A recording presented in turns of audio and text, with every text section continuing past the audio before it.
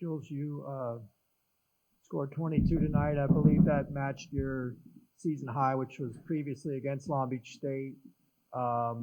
Is there something about this matchup that you really kind of feasted on?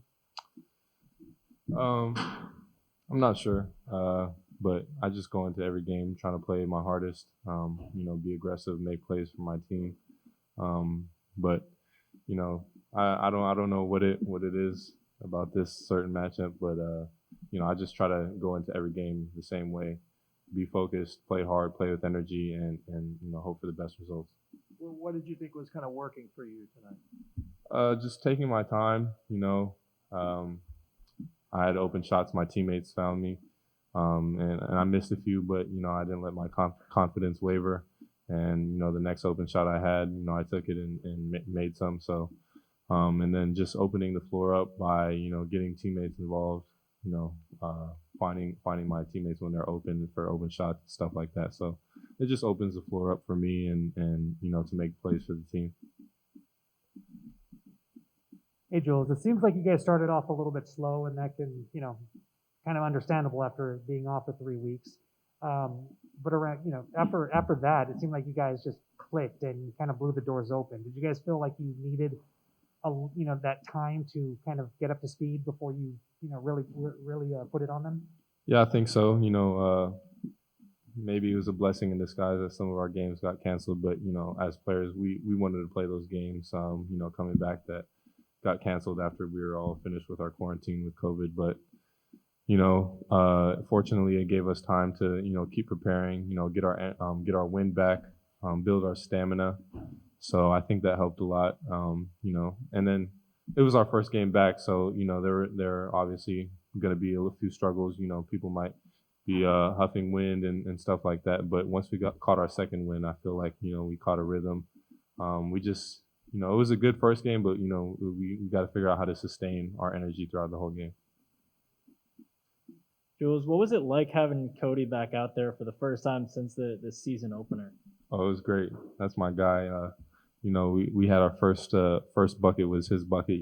Patented dribble to the right, spin back to the left for a strong bucket. So it was just I was happy for him, and it was great to see that he's feeling comfortable and feeling sort of confident in his legs and his conditioning. So it was definitely a great sight to see.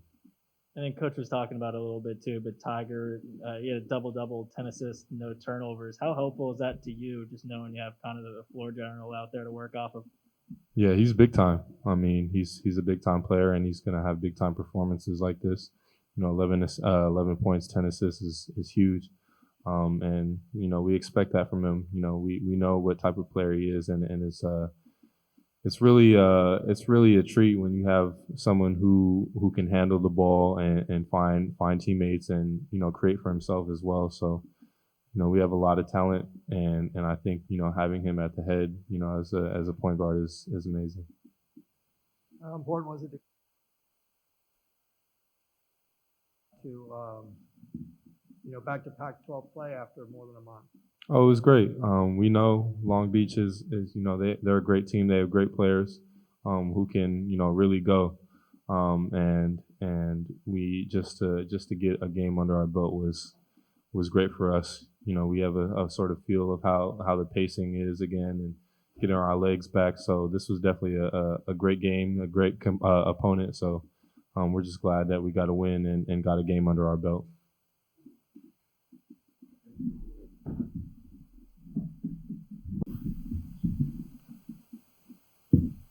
Johnny, we saw. Hey, what up? Hey, good to see you again. You too. Early on, you're almost like a 90% free throw shooter. Missed a couple, maybe a little bit out of rhythm, but then you got it going, right? So did you feel like at some point out there was like, okay, now this feels pretty normal again? Yeah, man.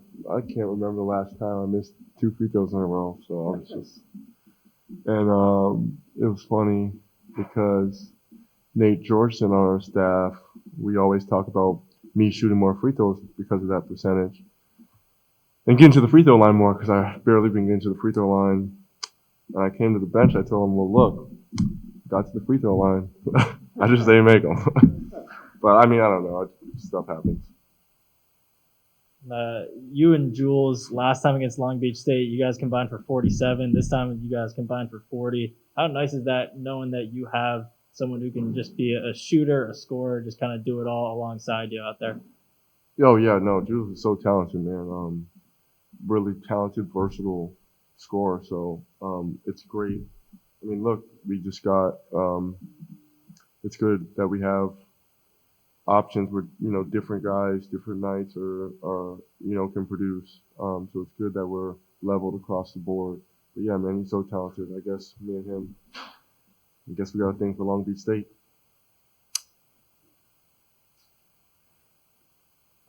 Coach talked about how you guys needed to get this in before Cal. For you specifically to get back in that rhythm, being off a few weeks. What was it like to finally get back on the court after everything that's happened? Yeah, it's great. It's been like almost 4 weeks, I think. So, yeah, it's great being out there. Obviously they have the fans, but just getting rhythm and moving a little bit like that on the court, getting a little bit of conditioning. Yeah, it's good for us. I'm glad that we got to get out there and just break it in a little bit. It feels like almost like starting another season. And quickly, your thoughts on Tiger Campbell, who's becoming a pretty good three-point shooter. Oh yeah, man. He's in the gym all the time. He's worked on his shot so much, and you can see the results. So he's a serious threat from that 3-point line, and when he gets looks, we're all wanting him to take that, and it's a huge help for us. So, it's just time in the gym that he puts in. But yeah, man, he's a threat from out there for sure. Johnny, as coach says, you can't simulate game conditions in practice. So, once the first few minutes, when you actually got out there, were you catching your breath at times? Was it, physically was it like, whoa, I kind of forgot what this was like?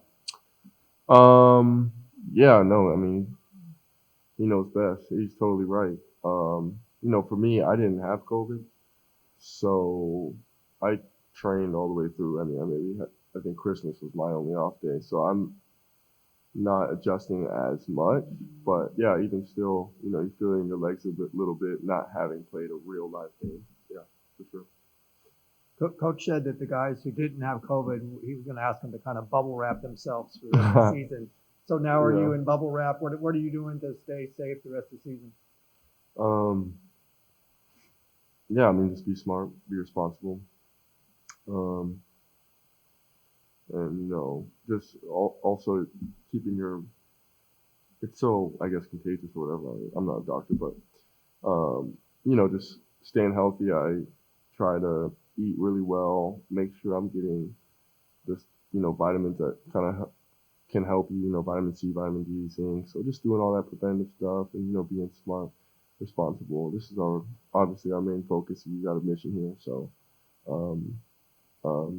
exactly. Just doing whatever you can. Johnny, you brought it up a little bit, but not having fans out there, probably a little weird, a little bit of a return to last year.